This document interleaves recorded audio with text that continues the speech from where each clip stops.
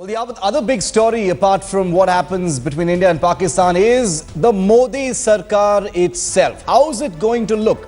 Take a look at this. There will be mega merged ministries. Transport could club together roads, aviation, as well as railways. There may be some speculation about railways being a much larger ministry than the others, but that's how it's going to be. It's going to be efficient. The Ministry of External Affairs could be clubbed with the Overseas Indian Affairs Ministry, which was carved out as a separate ministry under the UPA. Take a look at this, another mega ministry. Agriculture could have the existing Agriculture Ministry, as well as food processing, chemical and fertilizers, as well as consumer affairs. Remember that there will be one single cabinet ministers and several junior ministers looking at each of those smaller ministries that have been clubbed. Energy could look like an umbrella holding for energy, coal, oil and gas. Panchayati Raj and rural development under Panchayati Raj, social justice will also be clubbed with tribal affairs.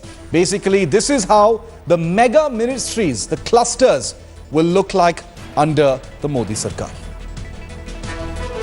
Let's go straight across to headlines today. Aditi with us live once again from the Gujarat Bhavan, which is the place where Narendra Modi still is, decisions still being taken. But, the final look of all those ministries and ministers is pretty much clear at this point of time, Aditi. It's only a matter of getting it to be official when that list comes out a little later from now. But very interesting from that late night press release, yesterday, Aditi, to, about how many of these ministries will be clubbed together. One senior cabinet minister will look after a cluster of ministries and a group of, junior ministers.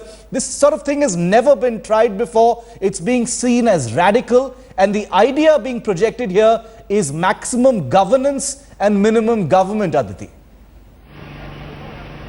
Absolutely, and also for the fact, Shiv, that Narendra Modi just does not want to portray himself as the Prime Minister of India, but he also looks at himself as a global leader. And that is why he has looked upon various countries, how their government functions. And so he decided that instead of having a varied government, instead of having varied cabinet ministers, it is better to have a cluster of ministries together and have one cabinet minister overlooking about 4 to 5 smaller ministries. And this is something that we knew for almost 10 days now, that Narendra Modi does not want a very big cabinet. He wants his cabinet to be limited. He wants his cabinet to be lean, but also for the fact that he wants all the big ministries to be clubbed together, forming one big ministry. And most of the ministries that you took the name of, whether you talk about agriculture, whether you talk about transport, whether you talk about Panchayati Raj, which includes Panchayati Raj and rural development. So this is something very different. This is something which Narendra Modi wants to try. He has learned a lot of lessons from other countries, especially. That is what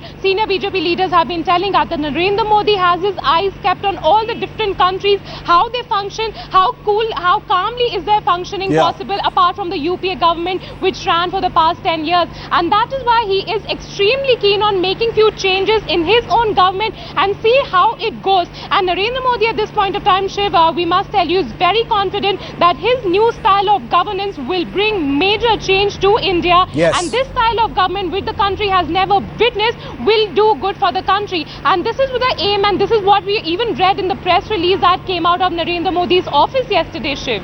All right, very, very interesting, this new structure. How will it work? Will it make things more efficient? Will there be more roadblocks? Does it concentrate power too much in the hands of too few? All of those questions will be answered, but the stated purpose is to make governance much more efficient, less bureaucratic. Let's see how that actually works out. Thanks, Aditi, for joining us for the moment.